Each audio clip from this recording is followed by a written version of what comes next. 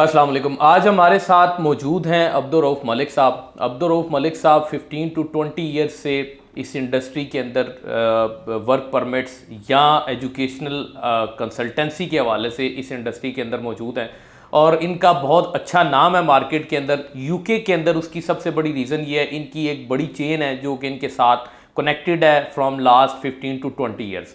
और इसी हवाले से चूँकि हमें बहुत सारे क्लाइंट्स कांटेक्ट करते थे कि हमें यूके का वर्क परमिट चाहिए। अब ये वर्क परमिट या स्किल वर्कर ये जो प्रोग्राम है आखिर कौन देता है, इस हवाले से आज इनसे हम थोड़ी सी डिटेल्स जानेंगे और कौन से ऑप्शंस मौजूद हैं स्टिल इनके पास। तो सबसे पहले हम वेलकम करते हैं सर आपका, आपने हमें टाइम दिया। जज़ाकल्लाह सर, शुक्रिया आप लोगों का। अच्छा सर, स्किल्ड वर्कर के हवाले से बड़ी रिक्वायरमेंट है, बहुत क्यूरीज आती हैं, हमें कॉल्स करते हैं लोग कि हमें वर्क परमिट चाहिए यूके का। सबसे पहले मुझे ये बताएंगे ये वर्क परमिट आखिर इशू कहाँ से होता है?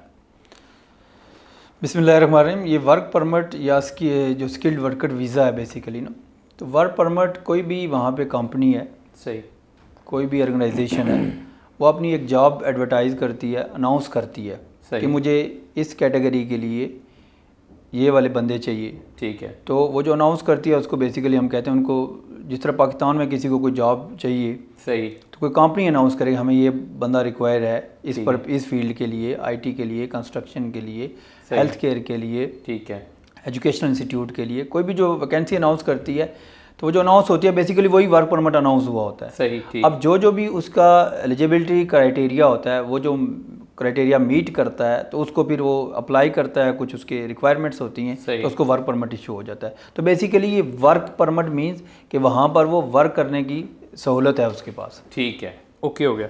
अच्छा सर, ये कहाँ से मिल सकता है इजीली? मतलब जैसे आप खुद प्रोवाइड करते हैं तो डेफिनेटली ये क्या प्रोसेस इसका क्या है? देखें, अगर मैं जनरल बात करूं तो डिफरेंट कंपनीज हैं। अब वेबसाइट ओपन करें, वहाँ पे वर्क परमिट अवेलेबल होते हैं, फ्री ऑफ कॉस्ट भी मिल जाते हैं। आप वहाँ पे अप्लाई करें, सही, आप उनका जो क्राइटेरिया वो मीट करें, उसको ऑनलाइन एप्लीकेशन होती है, आप करें, एडवर्टाइज हुए होते हैं वहाँ पे, तो आपको वो फिर हर कंपनी जब आपको एक्सेप्ट कर लेती है तो कॉस्ट लेटर होता है, सही, वो आपको इशू कर देते हैं। तो वो आपका वर्क परमिट होता है कि हमने आपको एक्सेप्ट कर लिया जी, अब आप एम्बेसी में जाएं और वीज़ा अप्लाई करें और हमारे मुल्क आ जाएं। ओके हो गया। अच्छा, ये कौन कौन से वर्क परमिट्स नॉर्मली इजीली मिल जाते हैं? अब जो पाकिस्तान में ट्रेंड चल रहा है तो मोस्टली जो ये वर्क परमिट कहीं राइट लेफ्ट थर्ड पार्टी के थ्रू आते हैं पाकिस्तान के अंदर। ठीक है। बेसिकली इस बारे में अक्सर बेशतर लोग क्यूरी करते हैं, ये कहाँ से आते हैं, कौन लोग देते हैं। बिल्कुल।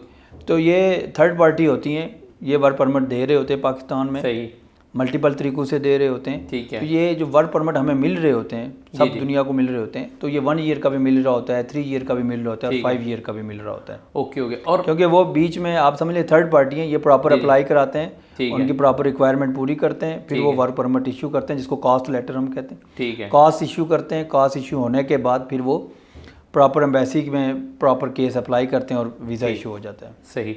अच्छा, अब एक और मोस्ट इंपॉर्टेंट चीज़ कि कौन कौन से वर्क परमिट्स ऐसे हैं जिसकी बेस के ऊपर डिपेंडेंट साथ जा सकते हैं या किसकी बेसिस के ऊपर डिपेंडेंट नहीं जा सकते? ये भी बड़ा एक आजकल क्रूशियल इशू चल रहा है, लोगों को आइडिया नहीं होता किस पर डिपेंडेंट अलो है और किस पर डिपेंडेंट अलो नहीं है। तो इससे पहले क्योंकि थोड़े से रूल्स इनके चेंज हुए थे अप्रैल 2024 में, इससे पहले हर कैटेगरी में डिपेंडेंट अलो थे। ठीक है। लेकिन हेल्थ केयर में अभी जो है डिपेंडेंट जो है वो बैन है, बाकी इसके अलावा हर कैटेगरी में जो है वो डिपेंडेंट लो है। लेकिन हेल्थ केयर में एक ऐसी स्पेशल कैटेगरी भी है जिसका कोड होता है इनके ना 6131 कोड है। ठीक है। उसमें डिपेंडेंट अलो है। ओके। इसके अलावा किसी भी हेल्थ केयर की किसी कैटेगरी में डिपेंडेंट अलो नहीं है। सही, ठीक हो गया। अच्छा, अब जैसे लोग हेल्थ केयर को प्रेफर करते हैं, उसको प्रेफर करने की आखिर क्या रीज़न है? देखें, अगर 1 ईयर का वर्क वीज़ा है, 3 ईयर का वर्क वीज़ा है यूके के अंदर, तो आपको पता है हेल्थ सरचार्ज बढ़ता है। अच्छा, ठीक। 1 ईयर का मैंने पिछली वीडियो में भी आपको बताया था जी, कि 1040 पाउंड पर एनम फ़ी होती है 1 पर्सन की ना। अच्छा, सही। तो अगर 3 ईयर का है तो एक बंदे का हिसाब लगा लें, 3000 पाउंड बन जाएगा रफली। अगर उसके डिपेंडेंट हो, 5 डिपेंडेंट उसके साथ हो तो 5 3 15,000 पाउंड है। अच्छा। लेकिन हेल्थ केयर एक ऐसी कैटेगरी था जिसमें ये IHS की फ़ी एप्लीकेबल नहीं होती। ओके, ये एग्जाम्पशंस है। सही। उस जो मेन एप्लीकेंट है उस पर भी IHS की फ़ी नहीं होती, और उसके साथ जितने भी डिपेंडेंट होंगे उस पर भी IHS की फ़ी अप्लाई नहीं होती। इसलिए मोस्टली पाकिस्तान के अंदर जब भी ये वीज़ा अप्लाई किया जाता है तो हम वो ढूंढते हैं हेल्थ केयर का वर्क परमिट। ठीक है। और हेल्थ केयर के लिए डेफिनेटली आपको हेल्थ का एक्सपीरियंस होना चाहिए, केयर टेकर का एक्सपीरियंस होना चाहिए, नर्सिंग का एक्सपीरियंस होना चाहिए, तब आप जाके वो क्राइटेरिया जो है वो मीट करते हैं, तब जाके अप्लाई होते हैं, इसलिए लोग इसको प्रेफर करते हैं हेल्थ केयर। ओके, सही हो गया।